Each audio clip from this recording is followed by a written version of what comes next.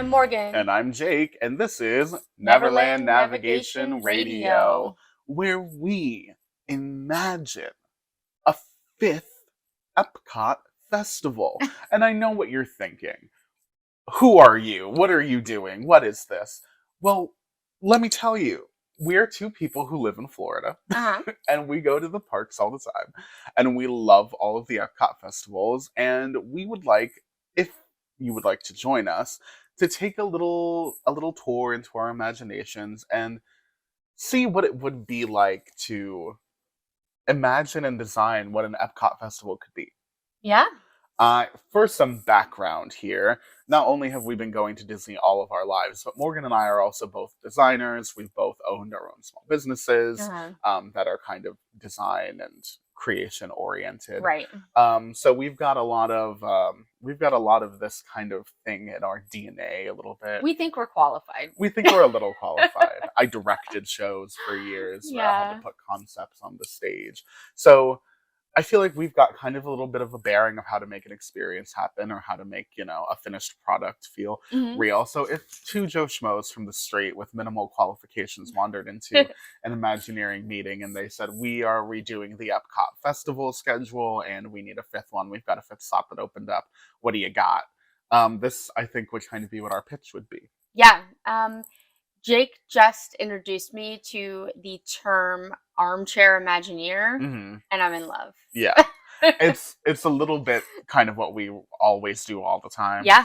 Even in the parks, we kind of look and go, oh, wouldn't that be amazing? Yeah. And it's not because we don't think what's already there is amazing. It's because we know that nothing in Disney basically is permanent and it will be changed. Right. So we like to imagine if we could change it Yeah. Right. Right. as Oh, yeah. guests who experience the guest experience all the time. Exactly. We completely appreciate Disney for what it is. Right. But you can't go as often as we go without thinking, oh, wouldn't this be great? Wouldn't that be great? Yes. Oh, this is what they should do. And we know that in the Disney community, this kind of thing happens in tweets and in Facebook groups all the time as well. People are saying, oh, wouldn't it be great if this was this?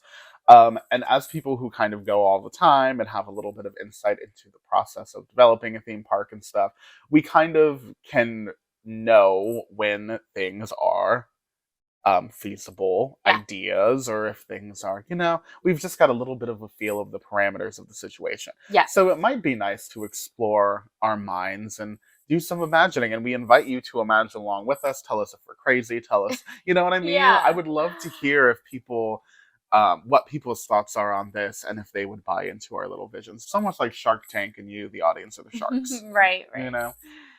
Yeah. Epcot, it used to just be the one festival, right? Oh, Food and Wine. Yeah, like a long time ago. Yes, that really did start it all. And now it's like there's never not one. Right, now Epcot is a festival park. It's weird when it's not one, actually. It does happen. There's like a week or two here or there where they're like changing. Yes. There are some in between parts of time. People affectionately call it Diet Epcot, I believe, when there's not a festival. That's funny. I think the festival thing, you can correct me if I'm wrong or if you've heard anything about this. I think it's a bit of a reaction to the fact that people felt that Epcot was split in a way where it heavily favored adult entertainment. That came out weird. Like a day that was more or like configured toward adult enjoyment, like drinking, exploring culture in the World Showcase half of things. Right. So they could either lead into that or they had to do something to address the fact that it was edutainment for kids in the front and kind of like museum plus drinking in the back is what a lot of people processed it as. So they kind of tried to do a little bit of both. They did this festival thing to lure in more adults because I feel like the festivals primarily appeal to adults to do more drinking. And then now they're kind of counteracting that by adding the family-friendly rides into World Showcase. So they're trying to add a little bit of balance, Yeah. to beef up the experience. Sure. I feel like that's how we got where we are. I think that the festival and the booths were just so successful and such a like a profit draw. machine, yeah, Yeah. they're like, "Oh, we should just keep doing Copy this." paste, copy paste, copy Yeah, paste. because it used to be, I think that the Food and Wine Festival was just a really, really big draw, and so that was the time of the year that Epcot was the busiest. Right. But now I feel like the booths that make Food and Wine what they are available all the time. Yes, because they do them for each festival. Right. Because with Flower and Garden, they have like fresh eats where they like, you know, And I even think they used to do a flower and garden type festival, but I think them adding the booths, I don't think that's been there forever and ever. You know what I mean? they have become a bit homogenized where Epcot always feels like it's in festival season and they're just celebrating a different thing. Yeah, it's not, those booths aren't as exciting to me as they used to be. Right. So to recap, the current festival lineup of Epcot is that at the end of the year and the beginning of the year into January, they have the Festival of the Holidays. Right. Then they transition into, The Festival of the Arts. and then it's springtime. So they're in gear for our current time of year, which Right. is the Flower and Flower and Garden Garden. Festival. And then in the fall, they're doing the Food and Wine Festival. The father What's of them your all. favorite? My favorite is the Festival of the Arts. That's my favorite too. I am an arts kid through and through. Theater is a huge part of my life, but also graphic design is a huge part of my life as well. That's what my job is. So there's kind of a lot there that appeals to me. I love, love, love, love having arts in motion at the park. Yes. Creators selling their work, having the Broadway artists putting on short shows throughout the day. Yeah. I think that it is a really cool expression of imagination, which Right. is a cornerstone of Epcot anyway. So I think there's a lot of synergy there. It makes it so that every time you go can be a little different too. Yes. There's always different art to look at. I also think it's the most hands-on because you can, apart from, you know, eating food and wine, but like when you go and you paint a tile to add to a mosaic, when you go Right. and you spin a shirt to make, you know, art, spin art, or you design your own, pick out your own colors and your own design to make a t-shirt. It just makes everyone feel like artists, which is a quality of immersion that I don't think any of the other festivals accomplish quite as comprehensively. From an aesthetic point of view, this is the most beautiful to me as well. Like they just put splashes of color everywhere. There's that whole like paintings and tubes of paint, and Yeah. like that's a lot of what's happening in the decor, and that just makes me so happy. And who doesn't? I mean, don't get me wrong. Who doesn't love the giant flower beds that they plant for Flower Garden? Those are, I mean, that's a jaw-dropping sight, some of those, especially the ones along the banks of water, those really big ones. I love how the park smells Gorgeous. during Flower and Garden Festival. Yes. And yeah, those You can actually smell the roses. right. Stop and do that. You don't even have to stop. You can just be walking. Those, yeah, I would say those are my favorite. Those are kind of my top two. Festival of the Holidays, to me, I do feel like all of the parks celebrate the holidays, so it's a little less. Yeah, it's a little less special. Right. But for me, as somebody that loves all decor that's like Christmassy, I do love it. Yes. I love the storytellers for the holidays too. Those are easily my favorite part. Yeah. They do storytellers at each country that kind of give some sort of a story based on how holidays are celebrated in this country. Very old school Epcot concept. Big fan. Edutainment, but yeah, I love it. In a fun way is kind of In a quality way. In a quality way too. Part of the term. Food and wine honestly has to be my least favorite Mine at this too. point. Just because here's the deal, I'll be very frank. Spending $9 to eat a small plate off of a trash can in the sweltering Florida heat is not necessarily my idea of a good time. And I think this has become such a drinking thing that it's hard to go during Food and Wine Festival and not encounter like a plethora of too drunk people. Right. If drunken disorderly were a graph, then the spikes would be during food and wine. Yeah. And that's an unfortunate byproduct of the festival. Of a culture celebrating. Like in this case, and going around and having a specifically. few drinks around the world, I think it would amplify a lot of people's experience. But getting so drunk that you don't know what you're doing and you're making a fool out of yourself, not cool. Especially in a family-friendly park with a bunch of kids around you. Yes, it just leads to a little bit of an uncomfortable atmosphere because when you've got adults who And are dangerous. shrieking curses and all kinds of things, and listen, I'm no prude, but I also know the time and place for how to behave, Yeah. or I like to think I do. Tell me if I'm wrong. Have you ever seen me scream at a child in Epcot? Tell me in the comments. You haven't. I've You never done it. haven't. Yeah. But yeah, I just think there's a time and a place to be a certain way, and I just think it kind of makes me a little bit uncomfortable when I can kind of see parents covering their kids' ears a little bit, Yeah. you know? Yeah. It's a It's little uncomfortable. it's those are I some of my least favorite moments of the theme park experience in general, mhm. is when people are acting in a way that is not, preferred to be interacting around children. And I Right. feel like Food and Wine is like the mecca gathering of all of that into one Yeah, place. yeah, but for the people that are just having a few drinks, that great, you know what I mean? We are specifically talking about the people that are out of their mind drunk in a family park. I don't get that. It's Yeah, cringy a to little. see. You know Yeah. what I mean? It does make me a little like, aren't you a little embarrassed? I'm embarrassed for them A sometimes. little, yeah. Yeah. Anyway, But guess what? We're not going to have those problems anymore because we're making our own. We're going to do our own festival. mhm. Um, I went through so many ideas that immediately came to mind before I landed on one, and honestly, Me a lot of too. the reason that it was a little bit hard for me to land on an appropriate fit was because I feel like we were talking about earlier, the festivals are a little bit more focused on World Showcase. Uh-huh. So that makes it a little tough because a lot of the identity of what we associate with Epcot has a lot more to do with the front half of the park, with Future World, futurism, and even Spaceship Earth being the icon of the park has nothing to do with the globe. You know what I mean? It Right, just right. feels And futuristic. even the non-food and wine festivals, I feel like they are going for being aimed towards adults Yes. more so than children, don't you think? Yes. Because one of the things I thought of was doing like a character festival, but Hmm. then I was like, no, that's too focused on. That takes away. Right. Yes, I totally see the temptation to gear a festival toward exclusively toward kind of children just to balance out Right. the total.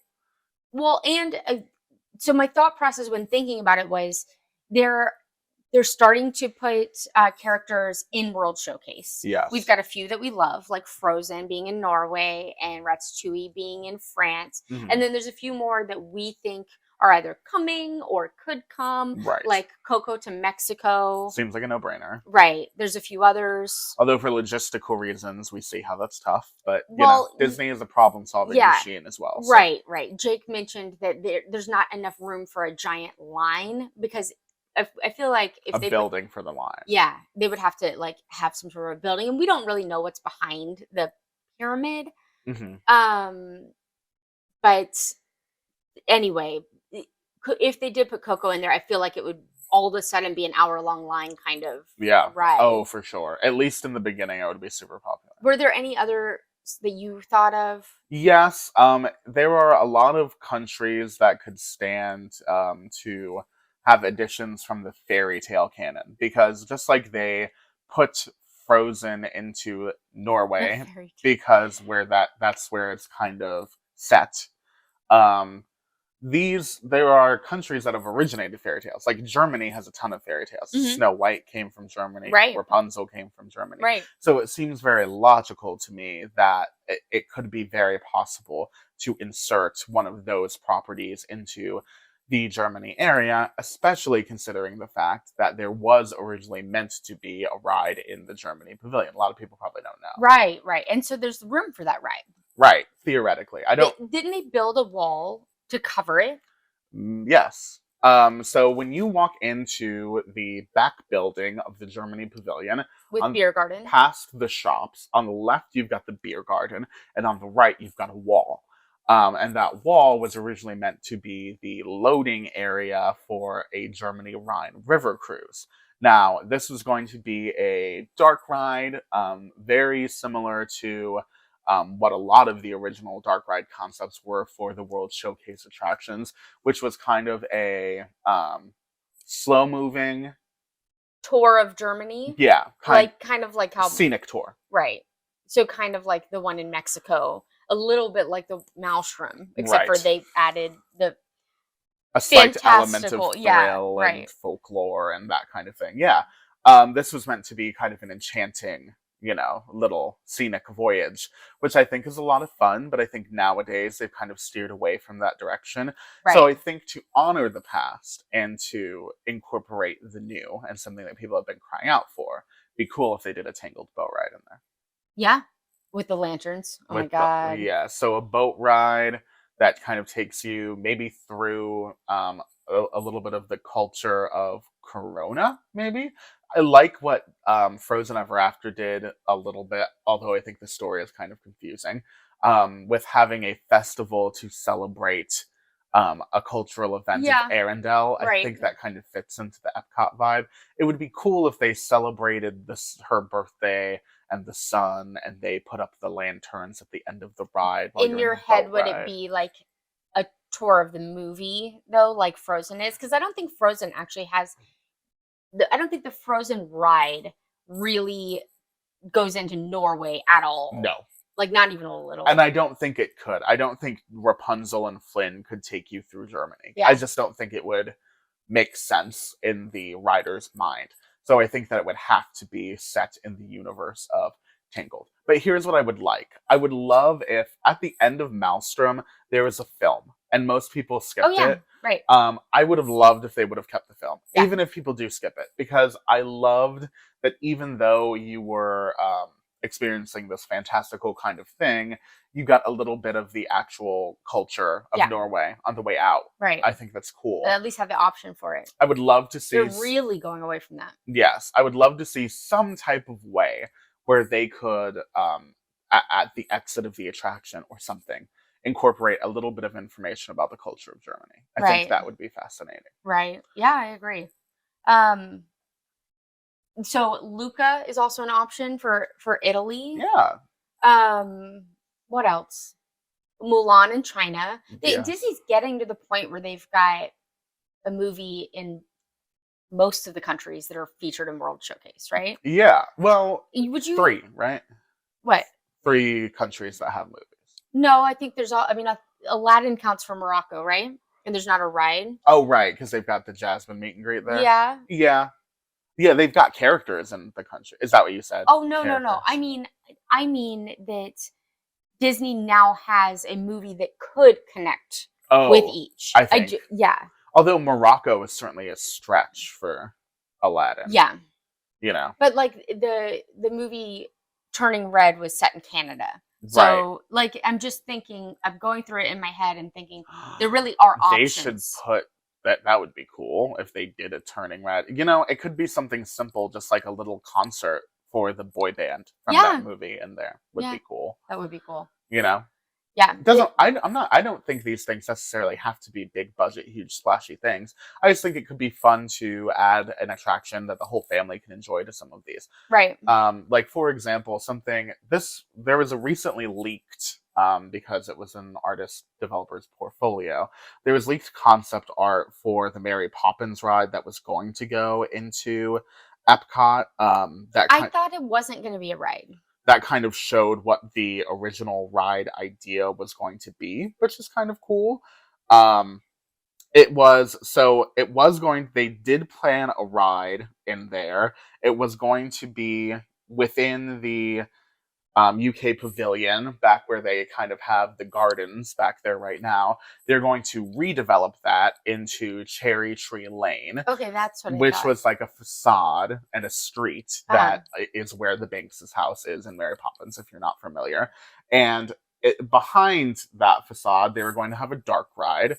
I shouldn't say dark ride. They were going to have a spinner type attraction. It looks like alien swirling saucers. Right, it looks like teacups, but they were going to add a 3D set and projection technology to enhance the ride experience and make you feel like you were going into the ceramic bowl that was a big part of the plot of Mary Poppins Returns. Yeah. They go into a crack in the bowl and then the sugar bowl, right? Right. And then they go into the music hall where all of the illustrations on the painting on the bowl comes to life. That was like my favorite part of that movie. Right. So that was going to happen here, but in the form of a teacup spinner. It is a little bit of like a head scratcher.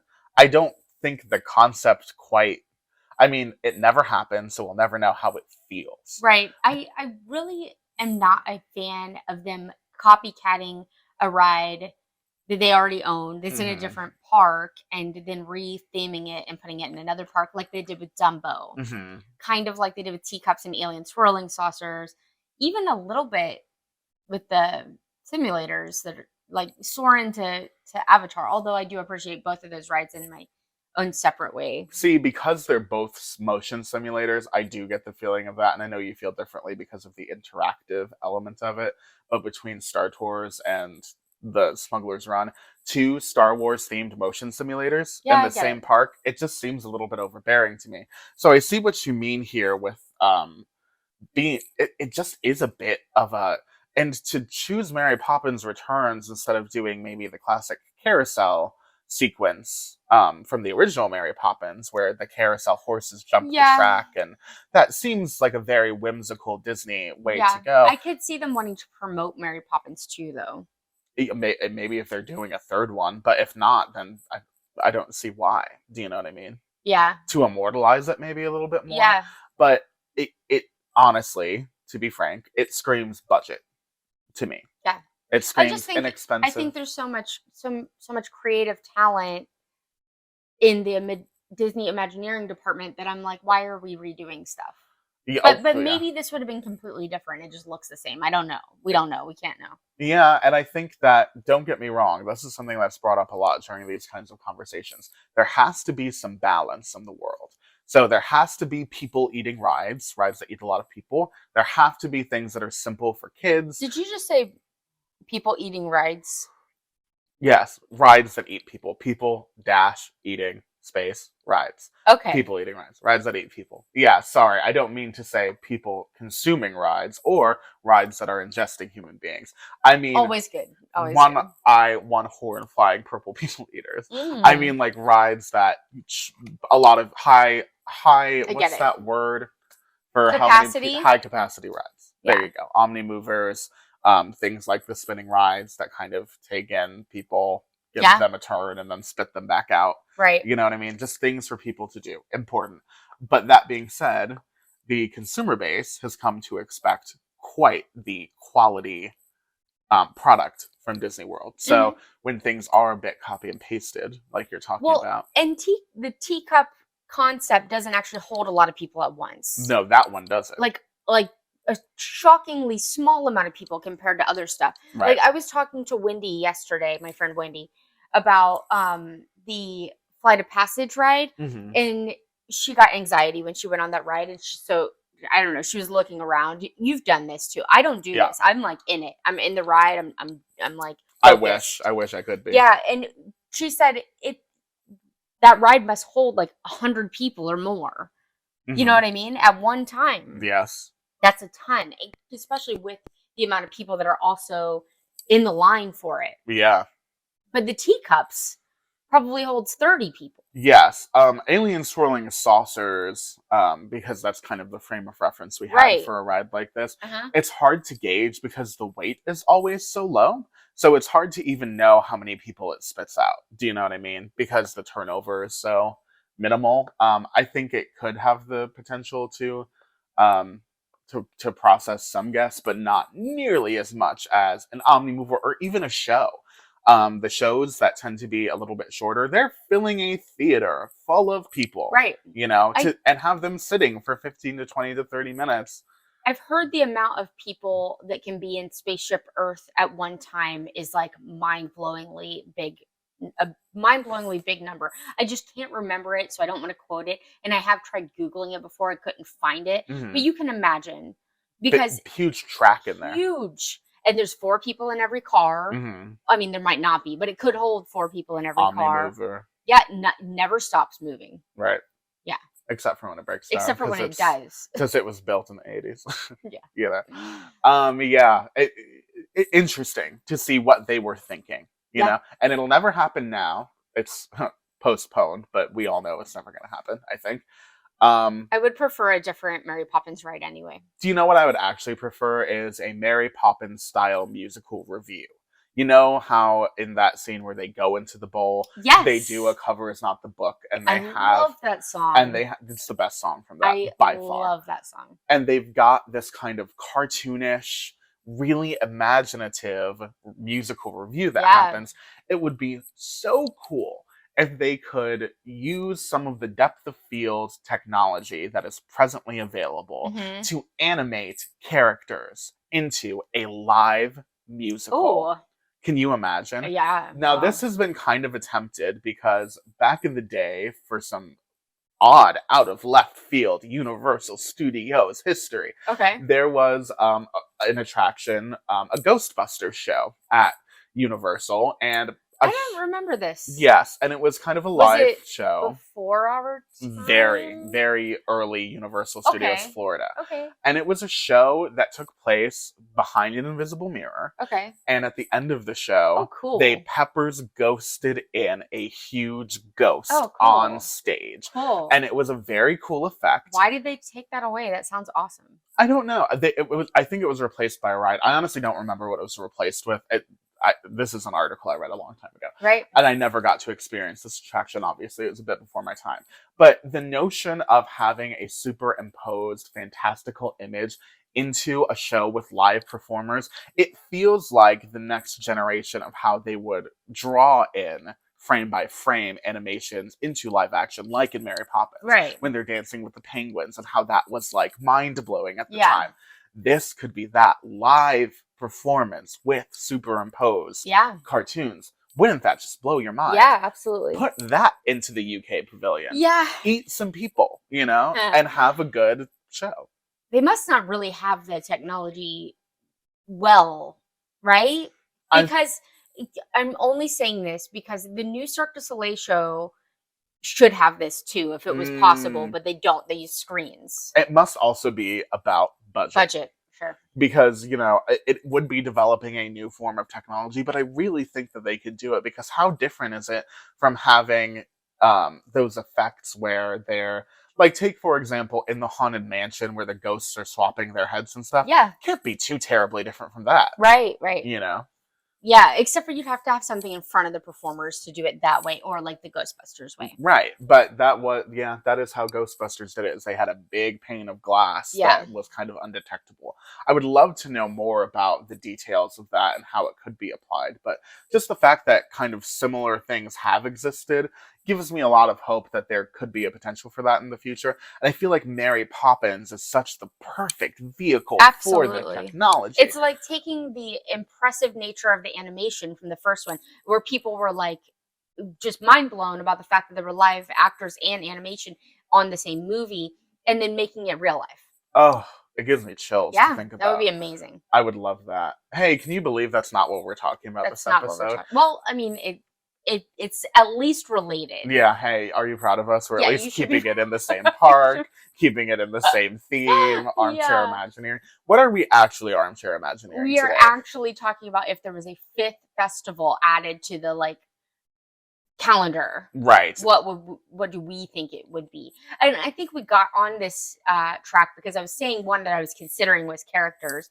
because there's so many characters that can go with each of the countries that are represented. And I do think it would be fun to have character themed food. Yes. Like whenever I'm on Pinterest and I'm looking at Disney, I'll look for Disney food all the time because I like doing Disney copycat recipes because I love Disney food. If you're not a fan of Disney food, then you're not doing it right. And she's not talking about the hamburger you get on Sunset Boulevard. Nope, I'm not talking about anything from Cosmic Rays or you know what I mean, that kind of stuff. I do love Cosmic Ray though. Don't get me wrong. Sunny Eclipse. Yeah, that's what I meant. Sunny Eclipse. Yes. Who doesn't? Yeah. They should give them a movie or a miniseries. They probably will. Yeah. It's like and it's happening so much. The decor in that restaurant. I would love that. Yeah, maybe. Just don't take him away. I mean, you could upgrade him, but I feel like he's so nostalgic now. Have we talked about on the podcast what the ultimate idea for that would be? I don't know. It would be, in my brain, it makes so much sense to make that be like a galactic, futuristic, alcohol-free bar where your drinks are prepared by robots, and where Sunny Eclipse is the entertainment, and all of your surroundings are like retro futuristic. that They would could be serve like astronaut ice cream and stuff like that, which is gross. But like yes, kids like it for the I don't know, interesting nature, the novelty of it. right? Yes, I know I liked it as a kid. it would be cool if like they incorporated It's like chalk. It's like if flavored they chalk. incorporated it as a topping or something. I think Yeah, they could get away with it. right. But I think novelty, innovative food like that makes sense in there. It's a little bit disappointing when I look at the menu in there and it's just They really could cheeseburgers. do a bunch of stuff like that. Like when I watch Top Chef and they're always using liquid nitrogen to make things like Yes, yes. yeah, sauce snow to put on top of something. Cool. Yeah, how fun would that be? Foams. And say what you want about Space 220 as an overall experience, but I think one thing they really nail, value aside, and all of the things that people, all of the factors that go into a conversation of whether or not a restaurant is achieving its mission, mission Mission. space, would be I would say they do. the But go food on. there feels futuristic. Yeah. It feel like whether it's the big, whether it's the foam or the discs of food or the shards of things that look The spacey, drinks, yeah. it's just styled and arranged in a way that feels And I think that they otherworldly. did do something like that because they had the buffalo cauliflower appetizer and it had like blue cheese pearls or Mhm. something weird. Yeah, That was fun. Pandora does a good job of this in Satuli Canteen. Yes. Food feels We otherworldly. did do this. We got on a different park. Whoops. Whoops, happens. But oh, I remember what I was saying. So I will look at like Pinterest for Disney food and then things will come up like Lion King birthday party food and it's like Simba shaped cupcakes and stuff like that. How fun. It's Yeah. just fun. Yep. Disney could do that and have each country selling like an Elsa cupcake. I don't know, Elsa snow something fun. Yeah, why not? I Yeah. think there's But that isn't an Elsa the idea. snow cone, of course. Oh. Yeah, Elsa made these herself in the Right. back. No blue. She got a job. She was very busy being the fifth spirit, but she wanted to get back to touching base with society. Right. So she came back in. She got a job. I do wonder why we didn't get a Gusto's restaurant. Yeah, that would be cool. There's a creperie back there? It's No, terrible. Yeah. That's sad to hear. I've only been there once, so if that was a fluke and and you think it's better, please message me. What was so bad? The food was bad. The ambiance was lackluster. It was like it was like you were sitting in a bad cafe in Paris, and the tables are insane close together, like just very close together. And then the food was just not good. It just yeah. The dessert crepes were okay. How much? How much Is did it cost? expensive? It can be. They've got a prefix thing, and Mhm. that was I don't remember exactly. Table service, yes. Yeah, table service. Interesting. They also have a quick service version though, but the menu's smaller. Right. A window. I love a crepe. I love a filled crepe, a dessert crepe, a Mhm. breakfast crepe. But So does IHOP. I get a commercial for it every day. The yeah, IHOP does crepes. see, I think that IHOP crepes are probably similar, and that's not okay No. because we're talking about one of your only Disney animated chefs. Yeah, the Give me food a better break. be. This should be amazing. Gusto's would have been cool. Yeah, Gusto's would have been cool. Anyway, But you know what will make it all better? What? A fifth festival. If you could add something, we're gonna show you the baby. If you're gonna have a fifth festival, what would it be? Me? You want me to go first? Sure. Okay. You might tell me that this is not a good idea. I thought about it after we started, and I was like, I could see where the problem would be. But here's what I would love. I can't wait. I'll hear you out. Okay, a festival that is like of lights and everything. It would be almost like a nod to the Electric Umbrella, which isn't around anymore. All of the booths would be like different neon colored lights. Everybody would serve their drinks with those glow cubes. And then the entertainment, which is a lot of times concerts, could be light-based concerts, kind of like the what's the Christmas one that I like that does the light show? Trans-Siberian Orchestra. Oh yes. They when they do a concert, it's got a lot of Lasers laser and, light. yeah, That wouldn't that be projections. fun? But I love this idea. the problem is that it would really come to life at night. Mm-hmm. I don't know how well it would be represented at 1:00 in the afternoon. Yeah, I I don't necessarily know that that is a problem, though, because The festivals are mainly night things, huh? a lot of the festival stuff happens at night, and the sunlight is a huge. Epcot is all about balance for me, Mhm. a balance between fabricated futurism and experiencing the natural world as it is. And I feel like this actually kind of is part of that, because the sunlight during the day and a festival that celebrates the sun feels very Epcot, because many cultures celebrate the sun. Oh, yeah. But also then at nighttime, the futurism of the beauty of what can be accomplished Yes. with lights, it almost feels like a cultural celebration and a celebration of technology, which is literally exactly what Epcot is about. Yeah. So lights make huge sense in my brain. For Yeah. like, also lights are a huge cultural symbol. Right. The stars, the light of the stars, even Entangled, the Yeah, the lanterns, lanterns, which I think they actually use those a lot in other cultures. Yeah, it would be so cool if every guest got a lantern, Oh, or yeah. that turns into something biodegradable, Right, obviously. right. They But make those. but Yeah. yeah, if before Illuminations or whatever is Epcot Forever or whatever is happening, if every guest got a lantern and they all put it into the sky at the same Mm, time, I got chills. And like it's such a cool something that makes the guests actually feel like they're at a yeah. festival celebrating something, Right. and not just buying food and merch. Right, right. You know, Yes, I see yes. huge potential for this. Even like with Spaceship Earth, the way that they're using light for Spaceship Earth right now is Yeah. so exciting. It's so exciting. And that really shows you how much lights can make a difference, because Yes, it's a world of difference, no pun intended. they should have their own nighttime spectacular for this festival, with projection technology, Yeah. with drones with lights. Yeah, that would There's be so cool. much to be said Yeah. about the way that light is being used now.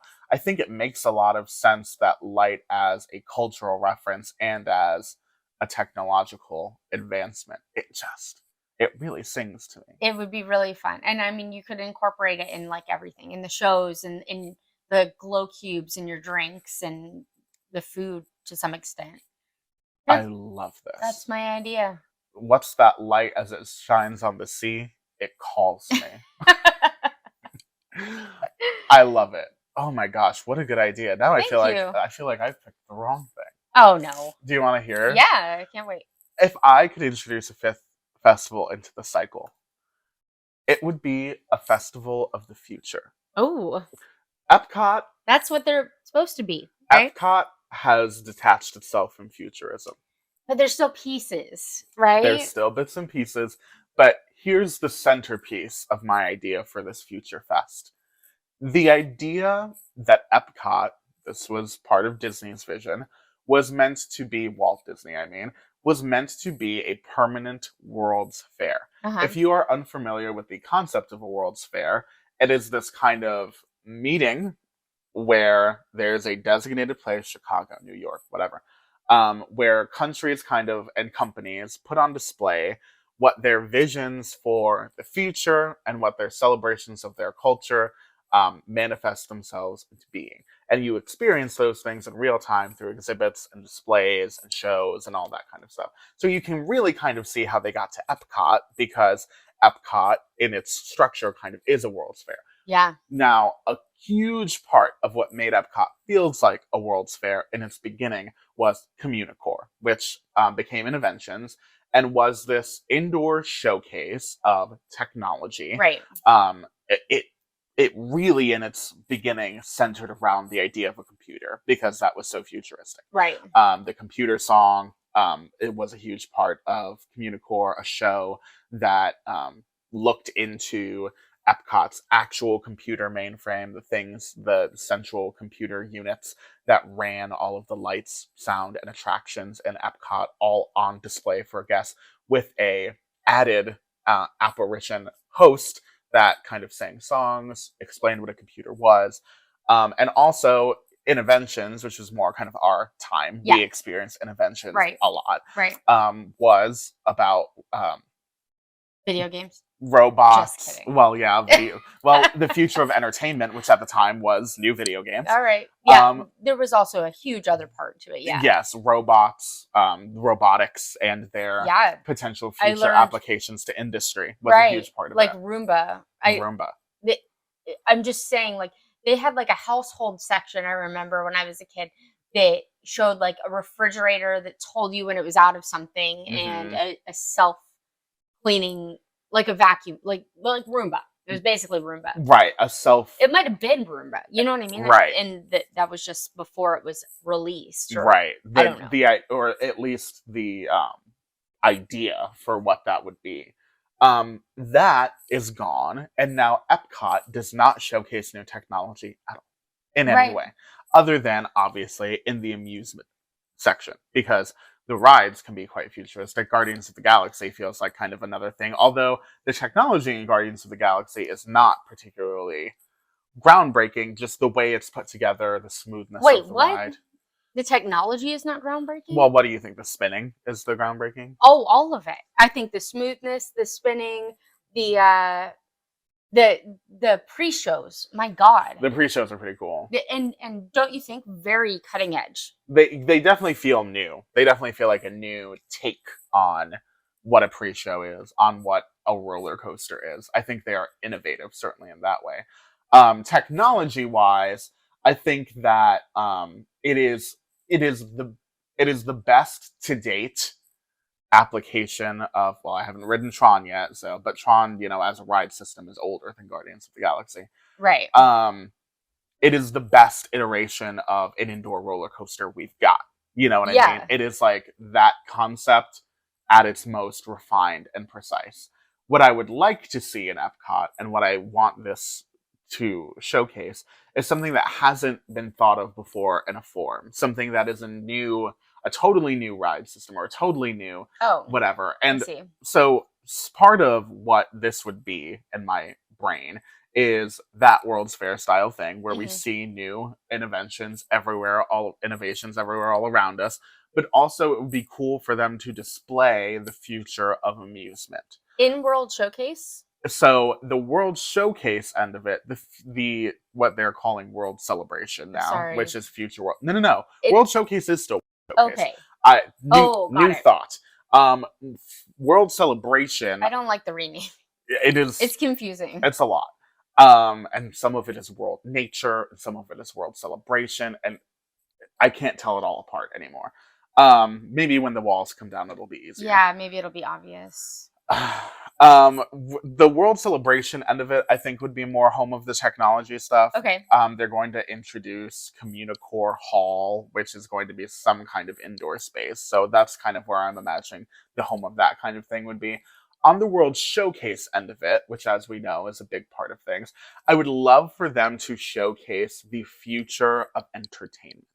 Now, whether that be these futuristic musical acts that are incorporating new soundscapes and new ways of creating music through AI and through all the interesting new Right. ways that music can be developed. Holograms. Holograms, all of that kind of stuff would be there. But also in the nighttime, this is almost like your Festival of Lights, a little bit more of, an emphasis on the future of education in terms of drone theater, in terms of, the Yeah. new ways that innovation has been shifting the live entertainment landscape. AR, that kind of thing, augmented reality. Those things would be really cool in application to see as shows, as exhibits. It'd be cool throughout World Showcase. I think this would be a really good time to bring a little bit more of that World's Fair vibe back and Mhm. see what each country's new take on technology would be. Yeah. When I walk into that museum building in Morocco, I would love if they showed me about how Morocco plans to reshape its industrial endeavors in the Right. future. Right. It would be very interesting to feel what each country's take on the future is. Because something that unites all of the countries in the world Mhm. is that the future is inevitable and we're always dreaming of what's different. Right. But something that separates all of us is how we get there. Right. And how each culture factors into how it views the world and how it views what the world could be. So there's like the background.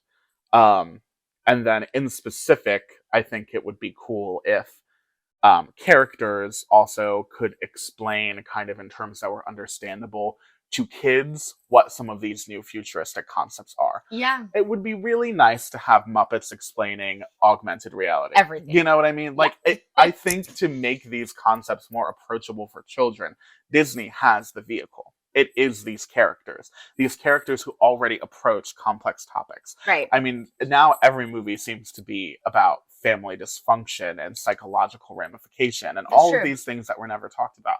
So these kids are being exposed to these more forward thinking concepts than they were kind of when we were a kid. Hmm. So it would be cool if we could also take that into practical application in the real world and have these characters explaining in a very Epcot edutainment way what the future might look like for them. Yeah. Because they might need to know, you know? Right. It'd be cool. It'd be interesting. Yeah. Yeah.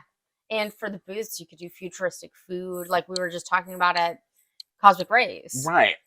Epcot kind of always has been meant to celebrate futurism, and right now I don't feel like there's a lot of it in the park. No. Yeah. So it'd be cool to bring balance back to things by having a specific period of time that is meant to be like a pop-up World's Fair that happens. That's Yeah. just the futuristic festival of Epcot. Yeah. That would be amazing. Robots walking around. Right. They could have, I mean, demonstrations from different companies like they used to. Mm-hmm. Like how I saw futuristic Roomba back before it was a thing. Somebody now could see a flying car. Yes, out front of Test Track, have a flying car over there. Right. You know, there's lots of opportunity. I mean, Yeah. energy is something that we don't talk about in the parks anymore. Right. Ever since Universe of Energy has gone, it would be really cool if they brought the Guardians of the Galaxy out to explain energy, to explain the way that energy is changing. Yeah. You know what I mean? It just feels Yeah, like yeah. the vehicle for this kind of celebration So it would is be right like there. edutainment. Yes. Yes. Edutainment festival, basically. You know, that's what I would love to see. Just because it's got a foot in the future, a foot in the past. Yeah. It honors Epcot's legacy while celebrating its tomorrow. Yeah, it just I love feels it. like a no-brainer. Yeah. Yeah. Oh man, I love your lights idea so dearly. I've been thinking about it this whole time in the back of my mind. I would love to see either. Yeah. There's Epcot's festivals, I think, are a really integral part of the park now. You know what I mean? I think it's a huge part. You can't avoid them. They're everywhere. They're everything. So if we're going to apply this new layer of Epcot, it would be cool to interject some of what made Epcot such a compelling concept to begin with back in. I think both of these ideas kind of do that. Right. Yeah. I really think when it was just food and wine, the rest of the year, the park wasn't that busy. No. Yeah. So the festivals really are huge for the park. Yeah. Speaking of crowds, Epcot, from what I've been seeing, has been experiencing some very chill days lately. Really? Yeah, which is kind of interesting. Well, yeah, when we went. Yeah. Yes, last but time. also I see people on the social media just be saying, "Gosh, Epcot is so quiet today," which I don't know that that's an overall trend so much as just a fluke of things. But don't you feel that the crowd situation has become a huge factor in how people are experiencing things? 100%. Yeah. Yeah. And I think that if you go during a crowded time and it's your first trip, you're just not going to enjoy Disney as a whole. And it's unfortunate. Yeah, I would love to see, I think virtual queue is one of them, but I would love to see in the future some really interesting, creative ways of having the crowd situation addressed. And whether that, maybe that means a fifth theme park, you know? Maybe. I would love to see what they come up with, but I feel like the crowd situation is rough right now, and I feel like they need to do something about it. Yeah. I think a fifth gate would be a really plausible thing. I know that, obviously It's talked about a lot. It's talked about a ton. Universal is, you know, expanding, so Right. it feels, not only do they have a new theme park in Florida, but they're building another new theme park in Texas. So it feels a little bit like now is the time. Now is the best time. Now is the best time. I'd be interested. A lot of people have this villains park idea in their brain. That one comes up more than any other that I've heard of. Yes, I think villains is kind of an overarching thing that applies to every field of Disney. Yeah. Pixar, Star Wars. Would it be too scary for like toddlers? I think it would have to be a balance, you know. I think just like any other park where there are some experiences that are too intense for the young ones, they'd have to have some stuff that's like Do the heroes win in the end? Pain and I Panic's have so many comedy review. questions. Oh, Yeah, do the heroes win in the end? No. like in the rides, you know what I mean? Or is it more of a role playing type situation, like with the Or Galactic Star or Cruiser? yeah, I what do you mean? Where you're a hero? Well, yeah, or Or it something. could, like, they've done some movies like Maleficent where you learn the villain's backstory and then you kind of Cruella. Cruella and then you kind of Uh empathize huh. with the villain. Right. Maybe that. I don't know. I It, don't know. is the tagline "It's good to be bad" or is the tagline, Oh yeah. you know, "Into the darkness" or whatever? You know what I mean? What Yeah. is the situation? Right, Would be right. a cool thing to think about. Yeah, it that one I find interesting and I'm not against it. I think it would be a great fifth park. Because I really love like the Candy Cauldron, which is in Mm, Disney Springs, and that's a evil queen, poison apple themed candy store. right. Fun. Fun. Very The fun. thing that you talked about that used to be in MGM Hmm. sounded amazing. I didn't get to experience it. What was it? Club Villain. That. Club Villain was a short-lived entertainment offering that basically took you into a little cabaret where you would sit at these tables and the villains would put on a Surprising that show. it was short lived. Yeah. It sounds a little bit like a cartoon that my daughter used to watch when she was little. What was it? The like House of Mouse or House of Mouse. something? House of Mouse. Yeah. It was kind of like that, but for villains. Right. But there were villains There were villains in the House of Mouse. Yeah. Yes. Especially I think maybe it was a Halloween episode. Anyway, I don't want to get into my foggy memory of that. Yeah, and I wanted to talk about how Hollywood Studios has never known how to use that building, but that's a whole nother thing. Right now, Yeah. there's Lightning McQueen in there. Ugh. But what would you think of the villains theme park if it was just a land beyond Thunder Mountain? Because that's what they talked That's about. what they said. I think that might be better. Yeah, Because it'd be a land instead of a whole park. Part of one of the concerns I'm sure that when they're discussing the villains park they brought up is villains a day-long immersive activity that people want to be immersed in? And do they want to restrict themselves to that theme so much because they cannot stick to a theme? Mm-hmm. You know what I mean? Yeah. Like EPCOT was edutainment and it was futuristic and now it's neither. And the Hollywood Studios was movies and now it is, but it isn't. It's got a little bit of issues there. You know what I mean? Yes. Animal Kingdom is still about animals, but now it has Pandora, which is a little bit of a sidestep. Yes. Still conservation themed, I get it, but definitely a different kind of thing. from the theme in all of their parks right now. So like having such a strict theme feels too constricting for them. It's not what I would choose. Maybe they see possibility in that because Kylo Ren is a villain. Because you know what I mean? Yeah. Because it offers them There's an a villain in opportunity to every explore every one of their collections of properties. Maybe that's what they're thinking. That's a good point. Because Epic Universal's new park, is going to have a Universal's classic monster theme. Land. Interesting. With a roller coaster. Confirmed. Interesting. So it is kind of interesting to me that they chose to do just a land because they also have access to some of the world's most famous villains. It sounds like they don't have a theme for that park.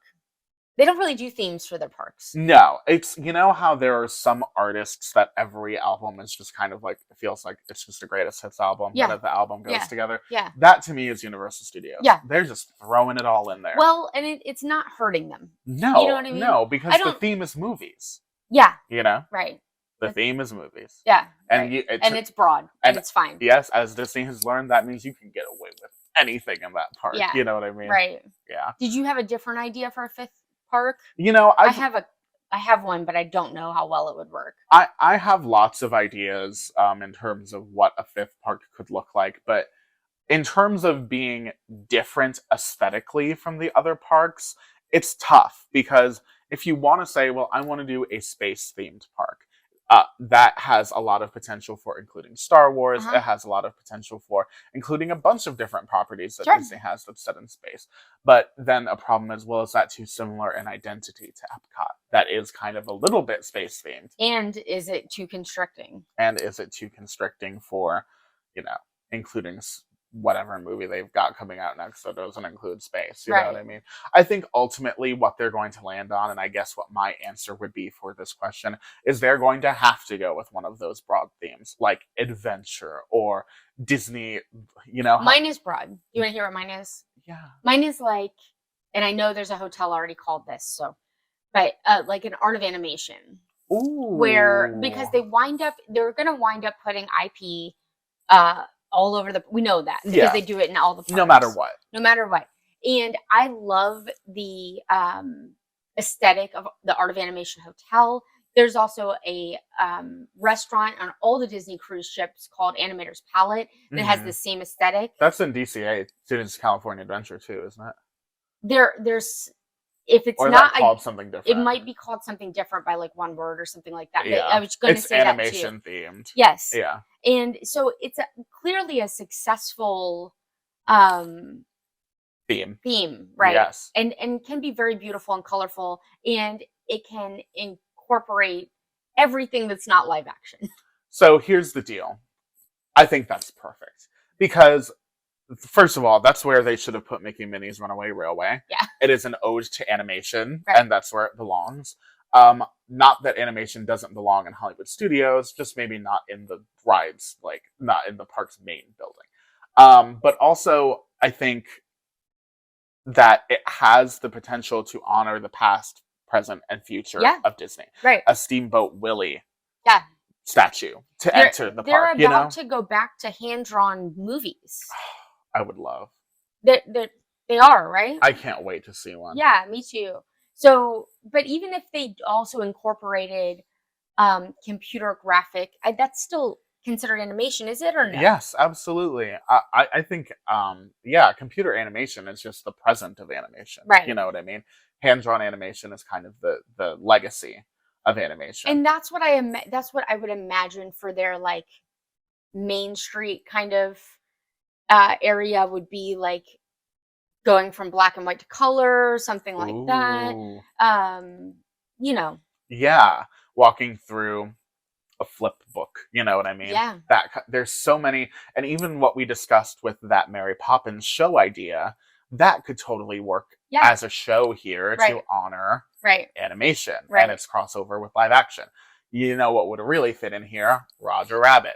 Something that blends both the real life set and animation. Right. You could put a Roger Rabbit's cartoon spin from Disney's California or from Disneyland in here from their Toontown, or there's just there's many applications. Yeah. All of the animated films have a place here, so it's very broad for them. I think that's definitely could be a winner. Yeah, I think they would need to go broad so that they don't wind up with an identity crisis like they have had in the other parks. Yeah, it just seems that is definitely the broad theme is just what they want, because the company changes direction so often in terms of the kind of content it puts out. I feel like it's a good fit.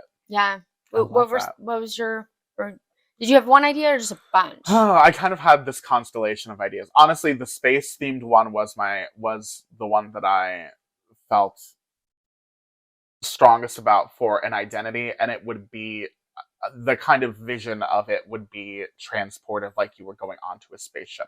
But that's fun. I don't think that is even possible anymore because of the failure of Galactic Star Cruiser. I think people are turned off from the idea of that. Now, Galactic Star Cruiser did not do well because the prices have just been lowered. Really? And it's fall again. So it went many, many months. It's full again? Being half operated. Really? There were 2 dinner services, like a cruise ship. Now they do 1 because the capacity isn't there. Now they've lowered the prices again, and they've booked a full voyage, which they haven't done in a hot minute. So it seems... it's just very expensive. Yes, it's off limits to a lot of people because of the cost. So we'll see. I think that might be an interesting format for a theme park. Something entirely set in space. Almost like Disney Quest. How Disney Quest was an indoor-only virtual reality-based type of experience, but totally transportive. It would be really cool as a concept if you could go in like a theme. Space 220. Almost like Space 220, where you're in a transporter and then you're in the theme park. And the theme park, let's do a dome park. Let's go there with budget. Disney has the capacity to build something unique, one of a kind, unlike anything else in the world. And having a completely encapsulated dome over the guest areas. Obviously, some of the show buildings would probably protrude out of the dome, but the guests would never know. I feel like that, and having projections and weather and all kinds of stuff in the dome, that feels like it could be a game changer for immersive experiences. And I feel like Disney is one of the only companies with the wherewithal, the budget, the imagination to make it all happen. I would love to see, sounds expensive, especially in Florida. Seems like a no-brainer to have an enclosed theme park, but how expensive is the real question? I have no, because if you even if you multiply an enclosed baseball stadium, multiply that by 5. Surely Disney could afford 5. Don't you think it would have to be much bigger than that? It depends. If you've got all of the show buildings leaving the park, you know what I mean? I feel, or even if the main part of the park is a dome, and then you take a capsule or you take a shuttle to another planet, that's a different show building outside of the dome. The part, everyone would still say Disney did it. They built an enclosed dome theme park. Sure. Or maybe that's just how they want to reinvent EPCOT in the future. Put a dome over it. That would be cool. You know, I just want... Literally. I would love to see them take it up a level. And that would do it. Yeah. Surely. I feel like the animation thing works also just as a fully immersive storytelling device. Is all of this is set within the world of, you know, an animator. I just love the aesthetic of ink and paint and stuff like that. I also love the aesthetic of the space stuff that they've done before. You know, right? Especially if they bring back those astronaut outfits. I almost thought you were going to say Alien Encounter. I was like, what? Oh, you mean the EPCOT ones? Yes. With the silver ones with the rainbow. I was not a fan of Alien Encounter. No, I love it. I love the story of it as a cool, weird, interesting Disney thing. But as a kid on the ride, I was ready to go. Yeah. I just saw a murder in Disney World, not on my watch. Yeah. Well, thanks for sharing some imagination with us, the folks, Morgan. Yeah. Yeah. If you guys have enjoyed this podcast, what should they do? You should like and subscribe if you're on YouTube. Yeah, hi YouTube. If you are listening through one of our podcast platforms, then if you could leave us a review, that would be amazing. That would be awesome. And if you like the content and you want to see some Disney history stuff, some in-park content, you should follow us on social media on TikTok and Instagram at Neverland Navco. That's right. Also, we've got an Etsy shop, a printing press for all of your theme park needs. Yep, Neverland Navigation on Etsy. Send us a picture of something you like, and I can put it on a shirt or a dish towel or a sweatshirt. Yes, high quality merchandise there on the Neverland Navigation Etsy shop. All right. That's about it for today, Morgan, don't you think? I think so. All right. Well, if you guys have enjoyed this, thank you for listening along. We appreciate you. We have a lot of fun doing this, and it's really cool that you guys are on the other end. We'd love to hear some of your ideas as well for a 5th park, for a 5th EPCOT festival, for the direction of Disney World. But to be specific, I would love to hear the ideas for a 5th park. Yeah. I want to know what the people are thinking. Right. Because, I mean, it's coming, right? Don't you think? Gotta be. I would imagine. If my finger is on the pulse, then the pulse says... maybe a 5th theme park soon. Maybe. No commitment. All right. Thank you guys so much for joining us, and we will see you on our next adventure. Goodbye. Bye.